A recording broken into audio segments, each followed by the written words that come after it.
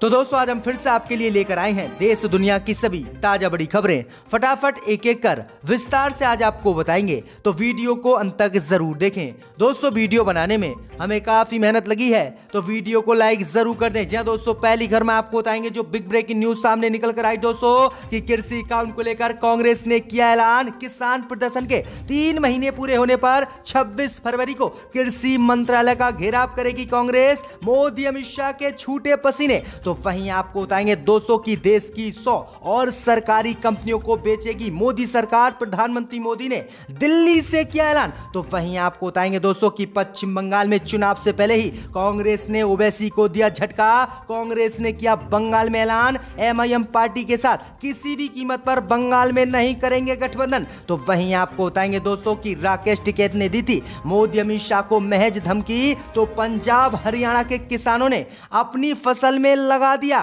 तो वहीं आपको बताएंगे दोस्तों कि राकेश टिकैत ने किया मोदी अमित शाह के खिलाफ बड़ा ऐलान। राकेश टिकैत ने ट्रैक्टर ट्रॉली लेकर संसद कूच का कर दिया ऐलान। मोदी अमित शाह के छूटे पसीने। तो वहीं आपको बताएंगे दोस्तों कि देश में कोरोना फैलाने पर कोर्ट ने तबलीगी जमातियों को सुनाई सजा। 49 तबलीगी जमाती योगी ने उत्तर प्रदेश में डाल रखे थे जेल में, सभी को किया है अब कोर्ट ने रिहा। तो वहीं आपको बताएंगे दोस्तों कि उत्तर प्रदेश में चंद्रशेखर रावण ने किया ऐलान, ओवैसी की पार्टी से करूंगा सिर्फ गठबंधन और भाजपा को हराऊंगा। तो सभी खबरों को एक एक कर आपको बताएंगे दोस्तों, वीडियो को लाइक कर दें। इसी बीच पर तो दोस्तों अगली खबर की ओर, तो कृषि कानून को लेकर कांग्रेस ने किया ऐलान। किसानों के प्रदर्शन के 3 महीने पूरे होने पर 26 फरवरी को कृषि मंत्रालय का घेराव करेगी कांग्रेस। मोदी अमित शाह के छूटे पसीने। जी दोस्तों, आपको बता दें बड़ी खबर सामने निकल कर आई दोस्तों कि कृषि कानून को लेकर कांग्रेस पार्टी ने आज मोदी सरकार के खिलाफ बड़ा ऐलान कर दिया है। दरअसल आपको बता दें कि पिछले साल केंद्र सरकार द्वारा लाए गए कृषि कानून के खिलाफ दिल्ली की सीमाओं पर किसानों का विरोध प्रदर्शन जारी है। किसानों के प्रदर्शन के 3 महीने पूरे होने पर 26 फरवरी को कृषि मंत्रालय का घेराव करने का कांग्रेस ने ऐलान कर दिया है। किसान कांग्रेस के उपाध्यक्ष सुरेश सोलंकी ने मीडिया से बातचीत में कहा है कि 3 कृषि कानून के खिलाफ राष्ट्रीय राजधानी की कई सीमाओं पर चल रहे किसानों के प्रदर्शन को 3 महीने पूरे होने पर किसान कांग्रेस कृषि मंत्री नरेंद्र सिंह तोमर का घेराव करेगी। उन्होंने कहा कि किसान कांग्रेस के कार्यकर्ता केंद्रीय कृषि मंत्रालय में भी विरोध दर्ज कराएंगे और कृषि केंद्रीय मंत्रालय को घेरेंगे। वहीं उन्होंने आरोप लगाया है कि मोदी सरकार पिछले 3 महीनों से किसानों की बातों का अनदेखा कर रही है और इसीलिए मोदी सरकार को जगाने के चक्कर में हम ये कृषि मंत्रालय को 26 फरवरी को घेरेंगे। तो ये बड़ी अपडेट आई दोस्तों, बड़ा ऐलान कांग्रेस ने अब कर दिया है। इसी बीच पर तो दोस्तों अगली खबर की ओर, तो देश की 100 और सरकारी कंपनियों को बेचेगी मोदी सरकार। प्रधानमंत्री मोदी ने दिल्ली से किया ऐलान। जी दोस्तों, आपको बता दें ये बड़ी खबर सामने निकल कर आई दोस्तों कि जब से केंद्र में बीजेपी की सरकार बनी है तब से ही केंद्र की मोदी सरकार लगातार सार्वजनिक संपत्ति को बेच रही है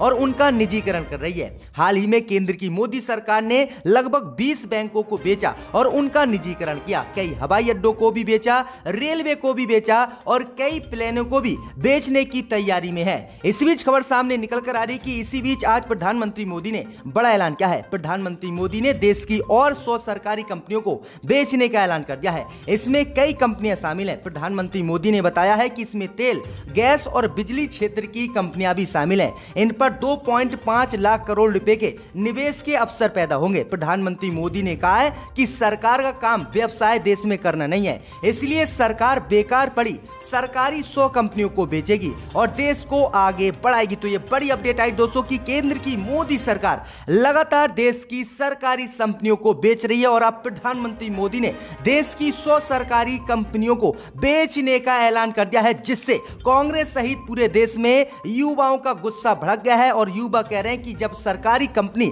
सारी मोदी सरकार बेच देगी तो आखिरकार उन्हें सरकारी नौकरी किस सेक्टर में मोदी सरकार देगी। तो ये बड़ी अपडेट आई दोस्तों। अगर आपको इस खबर पर कोई कमेंट करना है तो हमें नीचे बताएं। इसी बीच पर तो दोस्तों अगली खबर की ओर, तो पश्चिम बंगाल कांग्रेस ने किया ऐलान। असदुद्दीन ओवैसी की पार्टी एआईएमएम से कांग्रेस बंगाल में नहीं करेगी गठबंधन। जी दोस्तों, आपको बता दें बड़ी खबर सामने निकल कर आई दोस्तों कि पश्चिम बंगाल में होने वाले विधानसभा चुनाव 2021 से पहले असदुद्दीन ओवैसी को बंगाल में कांग्रेस ने तगड़ा झटका दिया है।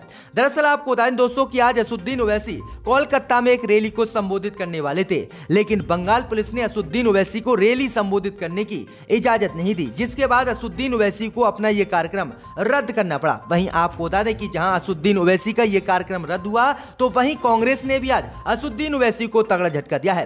दरअसल आपको बता दें कि असदुद्दीन ओवैसी की पार्टी AIMM ने कांग्रेस पार्टी को गठबंधन का ऑफर दिया था और कांग्रेस ने आज इस गठबंधन के ऑफर को ओवैसी के ठुकरा दिया है। वहीं आपको बता दें कि पश्चिम बंगाल कांग्रेस ने ऐलान किया है कि वह पश्चिम बंगाल विधानसभा चुनाव 2021 में किसी भी पार्टी से गठबंधन करेंगे, लेकिन AIMM पार्टी से वह पश्चिम बंगाल में गठबंधन नहीं करेंगे। वहीं आपको बता दें कि इसकी जानकारी अधीर रंजन चौधरी ने दी है। उन्होंने कहा है कि हम ओवैसी की पार्टी से किसी भी कीमत पर जो है गठबंधन बंगाल में नहीं करेंगे, अन्य पार्टियों के साथ हम गठबंधन करके पश्चिम बंगाल का चुनाव लड़ेंगे। इससे पहले असदुद्दीन ओवैसी ने ममता बनर्जी को भी गठबंधन का ऑफर दिया था, लेकिन ममता बनर्जी ने भी उनका यह प्रस्ताव ठुकरा दिया था और ममता बनर्जी बोली थी कि हम ओवैसी की पार्टी के साथ किसी भी कीमत पर बंगाल में गठबंधन नहीं करेंगे। तो ये बड़ी अपडेट आ रही दोस्तों कि ओवैसी अकेले ही चुनाव बंगाल में लड़ने वाले हैं। इसी बीच बढ़ते दोस्तों अगली खबर की ओर तो किसान नेता राकेश टिकैत ने दी थी मोदी अमित शाह को महज धमकी। तो पंजाब हरियाणा में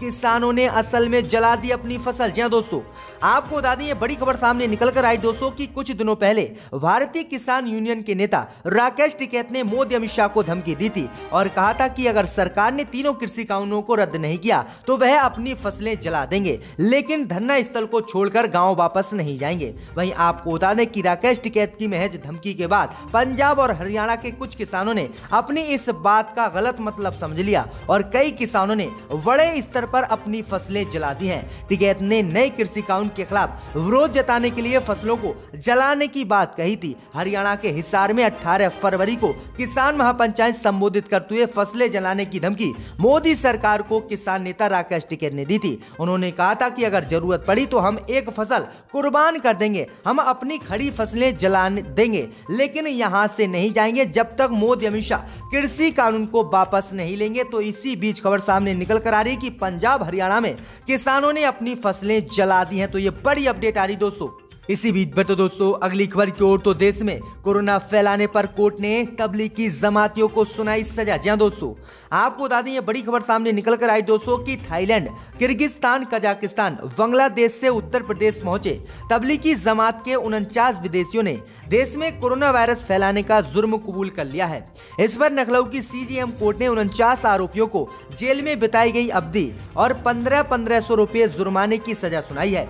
कोरोना महामारी लॉकडाउन के दौरान इन लोगों पर केंद्र राज्य की गाइडलाइन के उल्लंघन का आरोप लगा था। साथ ही टूरिज्म वीजा पर मस्जिदों में घूम घूमकर तबलीगी जमात में शामिल होने के भी आरोप उत्तर प्रदेश सरकार और भाजपा के नेताओं ने लगाए थे। इन्हीं मामलों में आरोपियों के खिलाफ बहराइच, सीतापुर, भदोही, लखनऊ में भाजपा के कार्यकर्ता और भाजपा नेताओं ने केस दर्ज कराए थे, जिनके बाद इन्हें गिरफ्तार कर लिया गया था और जेल में डाल दिया गया था। लेकिन अब कोर्ट ने इन पर फैसला सुना दिया है। 1500 रुपए का जुर्माना लगाकर 49 आरोपियों को जेल से बरी कर दिया है और इनके देश जाने की इजाजत दे दी गई है। वहीं आपको बता दें कि इससे पहले दिल्ली, महाराष्ट्र की अदालतों ने भी इनको निर्दोष पाकर इनके देश वापस जाने का ऐलान भी किया था, आदेश भी दिया था। तो ये बड़ी अपडेट आई दोस्तों कि 49 उत्तर प्रदेश में जो तबलीगी जमाती विदेश से आए थे उनको अब उनके देश जाने की इजाजत योगी सरकार और केंद्र की मोदी सरकार ने दे दी है। इसी बीच बढ़ते दोस्तों अगली खबर की ओर तो कृषि कानून को लेकर मोदी अमित शाह को तगड़ा झटका।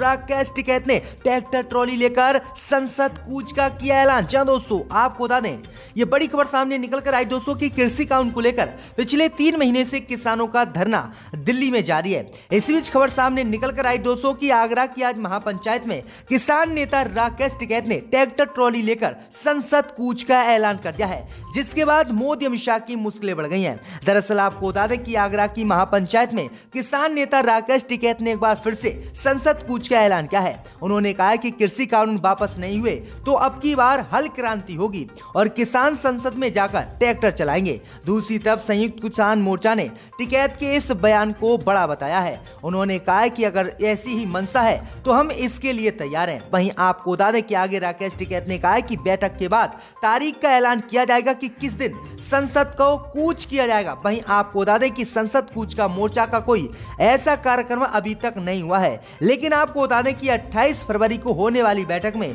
इसका ऐलान किया जा सकता है कि कौन सी तारीख के लिए संसद में जाकर ट्रैक्टर किसान चलाएंगे। वहीं आपको बता दें कि आगे राकेश टिकैत ने कहा है कि अगर उन्हें जेल भी हो जाएगी तो भी वो जेल जाने के लिए तैयार हैं, लेकिन कृषि कानूनों को वह रद्द करा कर रहेंगे। वहीं आपको बता दें कि दूसरी तरफ किसान नेता राकेश टिकैत ने राष्ट्रपति को पत्र भी लिखा है और जिसमें उन्होंने जेल में बंद किसानों के खिलाफ दर्ज मामलों को खारिज करने और उन्हें बिना शर्त तुरंत रिहा करने की मांग भी की है। तो ये बड़ी अपडेट आई दोस्तों कि अब किसान आर पार की लड़ाई के मूड में हैं और अब ट्रैक्टर ट्राली लेकर संसद कूच का ऐलान टिकैत ने कर दिया है और जल्द ही इसकी तारीख का भी ऐलान होगा कि कौन सी तारीख के लिए किसान ट्रैक्टर ट्रॉली को लेकर संसद कूच करेंगे। इसी बीच बढ़ते दोस्तों अगली खबर की ओर तो आंध्र प्रदेश में डिबेट के दौरान बीजेपी नेता को पैनलिस्ट ने चप्पल से पीटा, वीडियो हुआ वायरल, भाजपा की थू-थू। जी दोस्तों, आपको बता दें कि तेलुगु न्यूज चैनल पर एक डिबेट के दौरान पैनलिस्ट ने भारतीय जनता पार्टी के नेता को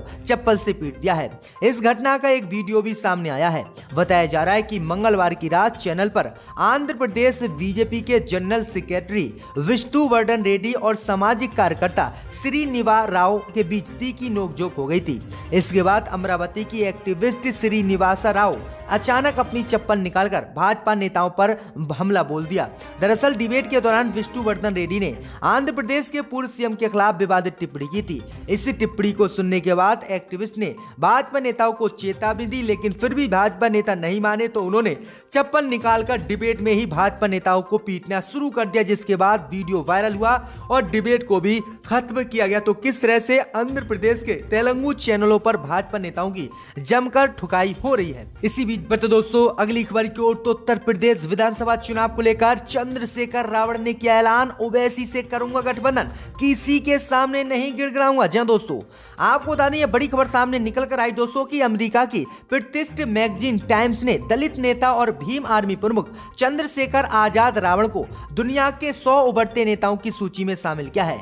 मैगजीन ने कहा है कि ये भविष्य को आकार देने वाले नेताओं में से एक है। वहीं आपको बता दें कि साल 2022 में उत्तर प्रदेश विधानसभा चुनाव भी होने हैं। वहीं आपको बता दें कि भी हाल ही में जो है इन्होंने पार्टी भी नहीं बनाई थी, जिसको लेकर ओवैसी के साथ गठबंधन की बातें भी चल रही थी। वहीं आपको बता दें कि अब भीम आर्मी प्रमुख चंद्रशेखर रावण ने कहा है कि वह ओवैसी की पार्टी से उत्तर प्रदेश में गठबंधन करेंगे और वह किसी के सामने गिड़गिड़ाएंगे नहीं, चाहे वह गठबंधन करे कोई उनसे या ना करे। उन्होंने कहा है कि मैं ना किसी से मदद मांगूंगा, सिर्फ अपने संगठन को मजबूत करूंगा। अगर ओवैसी की पार्टी AIMM उनके साथ गठबंधन करेगी तो मैं ओवैसी से गठबंधन करके रहूंगा। तो ये बड़ी अपडेट आई दोस्तों कि यूपी में चंद्रशेखर रावण ने यह बड़ा ऐलान कर दिया है कि ओवैसी की पार्टी के साथ वह यूपी में गठबंधन करके 2022 का यूपी विधानसभा चुनाव लड़ेंगे। इसी बीच पर दोस्तों अगली खबर की ओर तो कांग्रेस नेता श्रीनिवास ने RSS और बीजेपी को बताया देशद्रोही, कहा इनके अंदर देश को खत्म करने की सोच है। दोस्तों, आपको बता दें कि किसान आंदोलन और महंगे हो रहे पेट्रोल डीजल के दाम सहित अन्य मांग को लेकर जंगी प्रदर्शन कर जबलपुर पहुंचे युवा कांग्रेस के राष्ट्रीय अध्यक्ष VP श्रीनिवास ने RSS बीजेपी पर विवादित बयान दिया है और उन्होंने इन दोनों संगठनों को देशद्रोही और देश को खत्म करने वाला बताया है।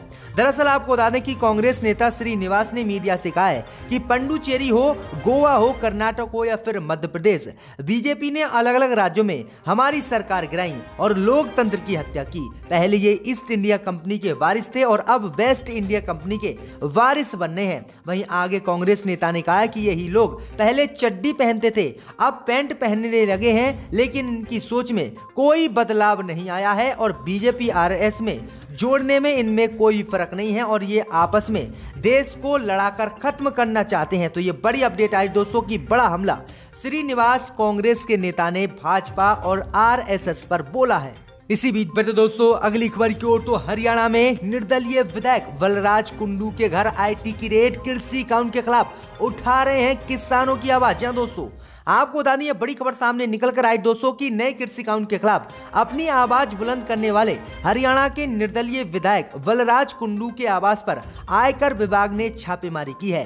रोहतक के सेक्टर 14 स्थित कुंडू निवास पर भारी पुलिस बल के साथ आयकर विभाग की टीम पहुंची है। पिछले साल ही विधायक बलराज कुंडू ने हरियाणा की मनोहर लाल खट्टर से अपना समर्थन वापस ले लिया था और कहा था कि मोदी सरकार जब तक तीनों कृषि कानून को वापस नहीं लेगी तब तक वह किसी भी कीमत पर अपना समर्थन भाजपा या फिर जेजेपी को हरियाणा में नहीं देंगे। उन्होंने भाजपा और हरियाणा की जेजेपी पार्टी के खिलाफ मोर्चा भी किसानों के साथ मिलकर खोल रखा है। लेकिन आपको बता दें कि अब इस विधायक की आवाज दबाने के लिए भाजपा किस तरह से निर्दलीय विधायक के घर इनकम टैक्स की रेट बढ़वा रही है, जिससे कि वह कृषि कानून के खिलाफ उठा रहे किसानों की आवाज को ना उठा सके। तो ये बड़ी अपडेट आई दोस्तों कि किस तरह से अब भाजपा ने जो नेता और जो न्यूज चैनलों के मालिक हैं और जो कोई भी व्यक्ति हैं उनको किस तरह से जेल में डालने की साजिश रच रही है, जिससे कि किसान आंदोलन खत्म हो, टूटे और फिर कृषि कानून रद्द ना हो। तो ये बड़ी अपडेट आ रही दोस्तों।